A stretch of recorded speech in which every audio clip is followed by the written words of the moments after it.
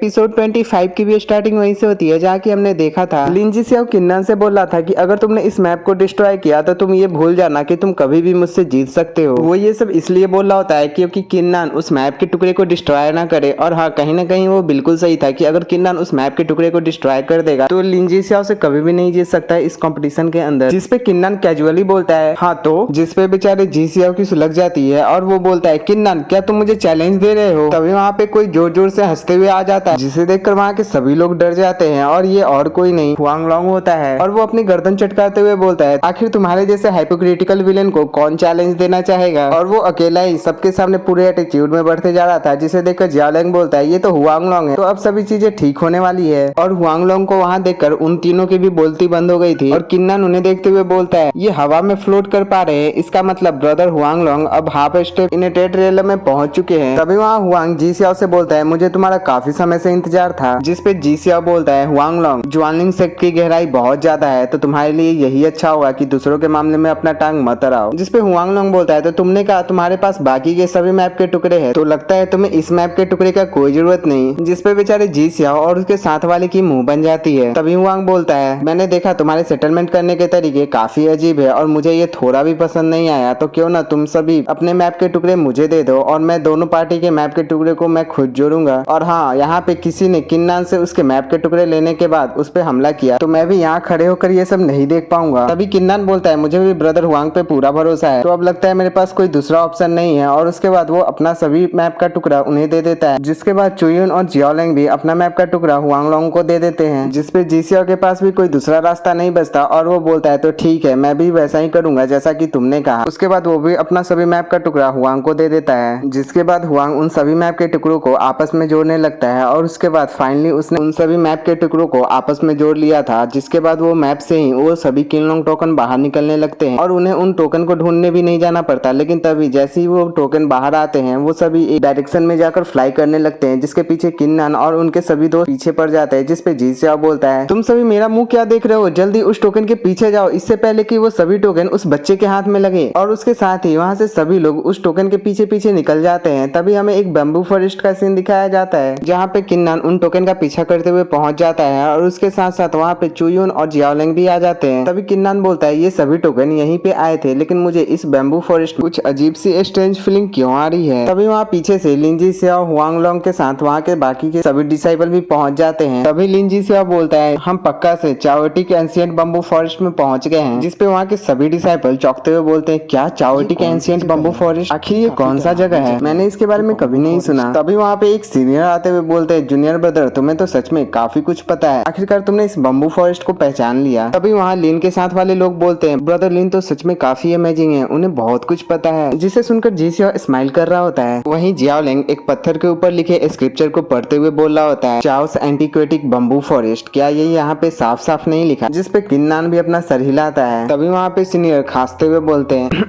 Dear juniors मैं जूकियान हूँ और इल्डर्स के ऑर्डर पे मैं ही तुम सभी का ये लास्ट टेस्ट लेने वाला हूँ और जो कोई भी इस टेस्ट को पास करेगा उसे उसके रिजल्ट के अनुसार काफी बेहतरीन रिवार्ड्स दिए जाएंगे। जिसपे उन्हें बोलता है कि सीनियर मुझे माफ करना ये सवाल पूछने के लिए, लेकिन इस टेस्ट की टाइम लिमिट क्या है। जिसपे सीनियर जू बोलते हैं ये बम्बू फॉरेस्ट की सीढ़ियाँ जितनी आसान दिखती उतनी आसान है नहीं, ये बम्बू फॉरेस्ट काफी खतरनाक है, इसके अंदर तुम्हें इल्यूजन के अंदर डालने की शक्तियाँ हैं, इससे कोई फर्क नहीं पड़ता कि तुम्हारी कल्टीवेशन क्या है। ये टेस्ट तुम्हें और तुम्हारे मार्शल स्पिरिट के हर्ट को जांचने के लिए है। तुम लोग जो ये सीढ़ियाँ देख रहे हो हर 100 स्टेप्स के बाद 2 स्नेक पिलर आते हैं जिसके बाद इसके इल्यूजन की पावर दुगनी होती चली जाती है और साथ ही इसमें 11 जोड़े हैं उन स्नेक पिलर्स की। तो ये टेस्ट बिल्कुल सिंपल है, जो जितने स्टेप को कंप्लीट करेगा उसे उसके हिसाब से रिवार्ड दिए जाएंगे। ऐसे 3 साल पहले जिसने भी फर्स्ट प्लेस को हासिल किया था उसे 10 ड्रैगन टोकन दिए गए थे और सेकंड रैंक वाले को 6 ड्रैगन टोकन और थर्ड पोजीशन पे जो था उसे 4 टोकन दिए गए थे। लेकिन अगर कोई भी इस टेस्ट को कंप्लीट कर लेता है तो उसे पूरे 20 टोकन दे दिए जाएंगे। जिसे सुनने के बाद वहाँ के सभी डिसाइपल चौंकते हुए बोलते हैं क्या मैंने सही सुना। जिसपे सीनियर जूकियान बोलते हैं हाँ तुम लोगों ने बिल्कुल सही सुना, लेकिन आज तक पूरे ज्वानलिन सेक्ट के हिस्ट्री में कोई भी ऐसा पर्सन नहीं हुआ है जो कि इस बम्बू फॉरेस्ट को कंप्लीट कर पाया हो। अगर यहाँ पे तुम अपने क्षमता के विरुद्ध जाने की कोशिश करोगे तो तुम मेंटली इंजर्ड हो सकते हो, इवन की तुम्हारी कल्टीवेशन और तुम भी पूरी तरह निपट सकते हो। तो अब बताओ तुम में से सबसे पहले इसे ट्राई करना कौन चाहेगा। और ये सुनने के बाद वहाँ के सभी डिसाइपल की फटके 4 होने लगती है और बोलते हैं क्या हमारी कल्टीवेशन डिस्ट्रॉय हो सकती है और हम भी मर सकते हैं। नहीं, मैं इसे ट्राई करना चलना नहीं चाहूंगा। ये बम्बू फॉरेस्ट सुनने में ही कितना डरावना लग रहा है। उतने में पीछे से एक पर्सन अपना हाथ खड़ा करते हुए सामने के साइड आता है और दौड़ते हुए उस सीढ़ी के ऊपर जाने लगता है और वो काफी इजीली फर्स्ट पिलर को पार कर लेता है और साथ ही दूसरे पिलर को भी पार कर लेता है, जिसे देखकर वहाँ के सभी डिसाइपल बोलते हैं ये तो काफी तेज है। वहीं वांग बोलता है इसने बिना अपने मार्शल स्पिरिट और अपने बॉडी स्ट्रेंथ का यूज किए हुए काफी इजीली 200 स्टेप्स को पार कर लिया, वो भी अपने एक सांस में। लेकिन तभी हम उस डिसाइपल को देखते हैं जो कि दौड़ते दौड़ते एक जगह पे फ्रीज हो जाता है, जिसे देखकर बाकी के डिसाइपल बोलते हैं आखिर ये क्या हुआ, वो अचानक से एक जगह पे क्यों रुक गया। तभी हम उस पर्सन को देखते हैं जो कि पूरी तरह डरा हुआ होता है और तभी हमें दिखाते हैं कि उस पर्सन को इल्यूजन आता है कि वो एक अंधेरी जगह पे खड़ा होता है और वो बोल रहा होता है ये जगह आखिर मैं कहाँ आ गया, ये कौन सी जगह है। उतने में ही वो जगह पानी में बदल जाती है और वो नीचे की तरफ पानी के अंदर खींचा चला जा रहा होता है और जैसे ही उसकी आंखें खुलती है उतने में ही एक ऑक्टोपस मॉन्स्टर उसे अंदर की ओर खींचने लगता है और हमें वहाँ पे एक बड़ा सा ऑक्टोपस मॉन्स्टर दिखाया जाता है जो कि उसे निगल लेता है। उतने में ही उसकी आंखें खुलती है और वो खुद को उन्हीं सीढ़ियों के ऊपर पाता है, लेकिन फिर भी वो हार नहीं मानता और ऊपर जाने की कोशिश करता है। लेकिन उतने में ही उसे उन पिलर्स के सामने एक बहुत बड़ा आंख दिखता है, जिसे देखकर वो पूरी तरह डर जाता है और बहुत जोर से चीखते हुए वहीं पे बेहोश हो जाता है।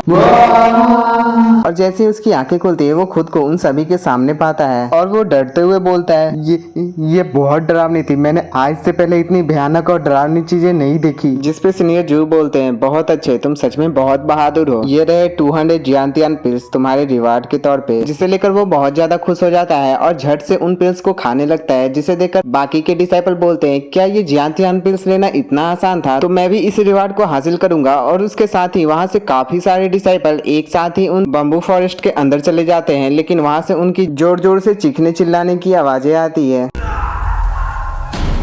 जिसे सुनकर जी सियाओ और बाकी सभी डिसाइपल की फटके 4 हो जाती है। उसके बाद हमें उन्हीं डिसाइपल का सीन दिखाया जाता है जो कि उस बैम्बू फॉरेस्ट के अंदर चले गए थे, जहां उन्हें अलग अलग इल्यूजन दिख रहा होता है। एक पर्सन एक लड़की को अपने गोद में लेकर बोल रहा होता है ये सब क्या हो रहा है, हम कहाँ आ गए। वहीं एक लड़की बोलती है ये सब बहुत डरावना है, मुझे अपने घर जाना है। वहीं हम दूसरे डिसाइपल को देखते हैं जो कि बोल रहा होता है मुझे किसने मारा, आखिर मैंने किसे मारा। वहीं वो पहले वाला डिसाइपल उस लड़की को अपने गोद में लेकर बोल रहा होता है यहाँ मत आना, यहाँ चारों तरफ आग लगी है, यहाँ से चले जाओ। वहीं हम एक और लड़की को देखते हैं जो कि गिनती कर रही होती है, क्योंकि उसके हिसाब से उसने लगभग 2540 सीढ़ियां चल ली होती है, लेकिन अब तक उसने इन सीढ़ियों को पार नहीं किया था, जिसके साथ ही वो घबराने लगती है। और इसी के साथ ये वाला एपिसोड यहीं पे समाप्त हो जाता है और नेक्स्ट एपिसोड की स्टार्टिंग भी उसी बम्बू फॉरेस्ट से होती है, जहाँ पे सभी लोग चीख और चिल्ला रहे होते हैं।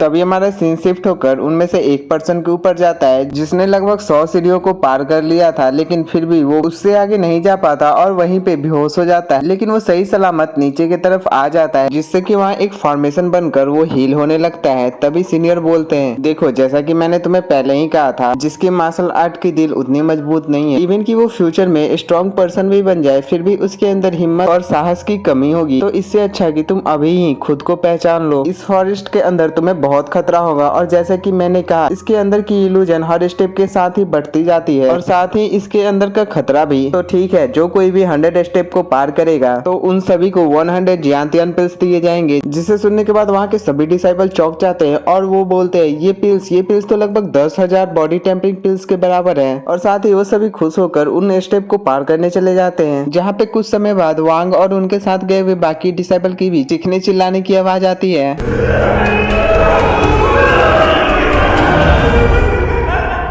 उसके कुछ समय बाद यूनहे और ध्यानमू यांग आपस में इशारा करते हुए आगे के साइड जाते हैं, जहां यूनहे किन्नान से बोल रहा होता है किन्नान तुम अपने बड़े बड़े उन कुत्तों की आंखों से मुझे देखना कि मैं कैसे इस बम्बू फॉरेस्ट को पार करता हूँ। जिसपे किन्नान भी उसे चिढ़ाते हुए ना सुनने की एक्टिंग कर रहा होता है, जिसपे वो फिर से कुछ बोलता है, लेकिन किन्नान फिर से उसे चिढ़ाने लगता है, जिससे बेचारी की सुलग जाती है। लेकिन वो बिना कुछ किए उन बम्बू फॉरेस्ट के अंदर चले जाते हैं और उन सभी की कल्टीवेशन ज्यादा होने के कारण वो लोग झट से 300 सीढ़ियां पार कर लेते हैं, जिसे देखकर सभी लोग चौंकते हुए बोलते हैं ये दोनों सच में टॉप 5 के अंदर होने के लायक है। लेकिन वो दोनों जैसे ही 400 सीढ़ी के पास जाते हैं उन दोनों की स्पीड रुक जाती है और उनमें से जो स्वॉर्ड मास्टर ध्यानमू यांग था वो वहाँ से दूर फेंका चला जाता है और यांग भी वहाँ पे हिल नहीं पा रहा होता। और जैसे ही वो अपना एक कदम बढ़ाता है उसे भी एक भयानक इल्यूजन आने लगती है, जहाँ पे उसे लगता है कि उसे कोई बांधने की कोशिश कर रहा है जंजीरों से और वो उन जंजीरों के बीच में फंस जाता है। लेकिन तभी वो अपने मार्शल स्पिरिट का यूज करते हुए उन जंजीरों के बंधन को तोड़ देता लेता है और अपने मार्शल स्पिरिट के सहारे वो अपने इल्यूजन को तोड़ते हुए 400 सीढ़ियां पार कर लेता है। और जैसे ही वो 500 सीढ़ियां पार करने वाला होता है उतने में ही वो नीचे के साइड आ जाता है, लेकिन फिर भी उसने 499 सीढ़ियों को पार कर लिया था और वहाँ के बाकी डिसाइबल भी उससे चौंके हुए थे क्योंकि अब तक इसी ने सबसे ज्यादा सीढ़ियों को पार किया था। तभी सीनियर आगे के साइड आते हुए उन दोनों को 400 जियान पिल्स देते हैं, जिसपे वो दोनों खुश होते हुए उन्हें ग्रीट करते हुए उनका शुक्रिया अदा करते हैं। तभी उन्हें जाते हुए जियाओलिंग और चुयुन को बोलता है, तुम दोनों देख सकते हो अभी करेंट हीरो कौन है, तो अभी ज्यादा देर नहीं हुई, तुम दोनों किन्नान को छोड़कर हमारे साथ आ सकते हो। जिसपे जियाओलिंग गुस्से में बोलता है, जियाओ इन्हें तुम्हें इतना एरोगेंट नहीं होना चाहिए। तभी हुआंगलोंग बीच में आते हुए बोलता है, इसे देख लो, जिसने 500 सीढ़ियों को भी पार नहीं करा, आखिर तुम्हें किस बात का घमंड है। और उसके कंधे पे हाथ रखते हुए बोलता है, लगता है मुझे तुम्हें एक नमूना दिखाना चाहिए। जिसपे जी सियाओ हंसते हुए बोलता है,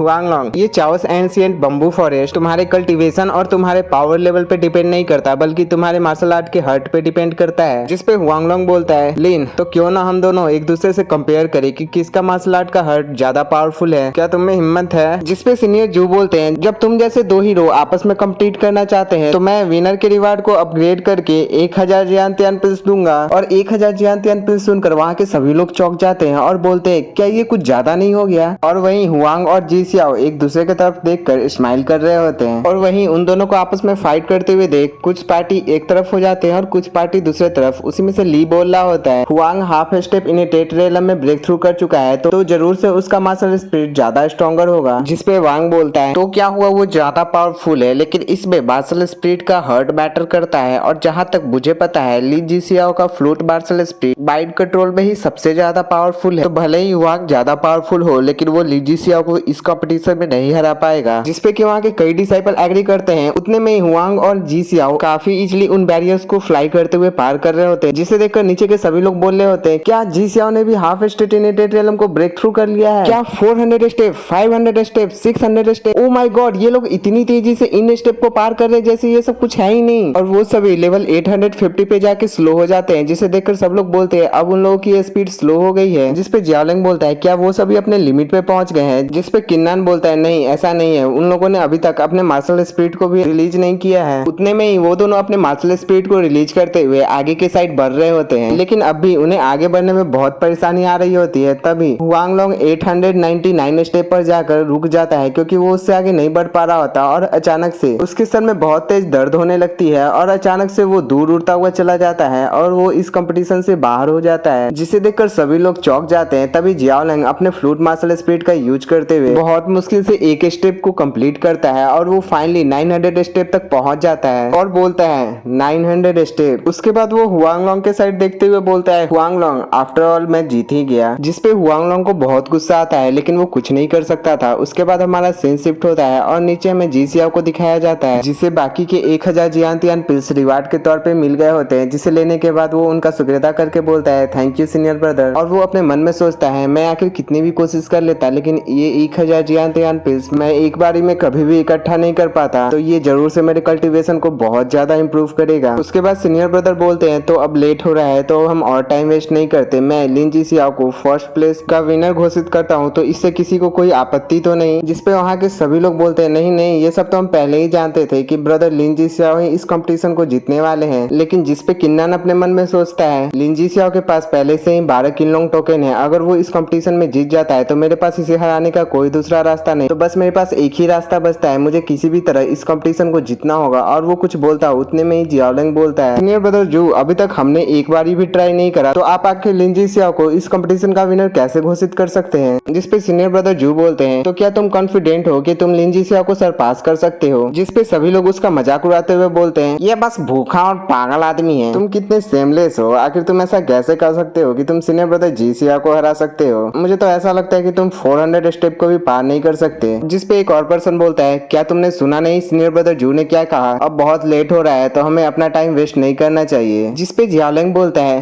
क्या तुम लोगों ने कभी सुना नहीं कि जो सबसे ज्यादा स्ट्रॉन्गेस्ट होता है वो सबसे लास्ट में ही आता है? जिसपे सीनियर ब्रदर जू बोलते हैं, अगर तुम इतना इंसिस्ट कर ही रहे हो तो मैं थोड़ी देर और रुकता हूँ। जिसपे जियाओलिंग अपनी पूरी स्ट्रेंथ का यूज करते हुए दौड़ के उस सीढ़ियों के ऊपर जाता है, लेकिन वो तुरंत से ही उससे नीचे गिरने लगता है, जिससे कि चुयुन उसे बचा लेती है और वो उसमें बहुत घायल हो चुका होता है। जिसे देखकर जी सियाओ जोर जोर से हंसते हुए बोलता है स्ट्रॉन्गेस्ट। जिस पे जियालैंग को तो बहुत गुस्सा आता है लेकिन वो कुछ नहीं कर पाता। उतने में ही पीछे से किन्नन उसके कंधे पे हाथ रखते हुए आगे के साइड आते हुए बोलता है, अब मुझे ट्राई करने दो। और उसके इसी धमाकेदार एंट्री के साथ ये वाला एपिसोड यहीं पे समाप्त हो जाता है। तो क्या लगता है किन्नन जीसीओ को हरा पाएगा? तो अगर आपको ये वीडियो थोड़ा भी पसंद आया हो तो प्लीज वीडियो को लाइक करके चैनल को सब्सक्राइब करके बेल नोटिफिकेशन ऑल पे सिलेक्ट कर देना और एक प्यारा सा कमेंट कर देना। राधे राधे।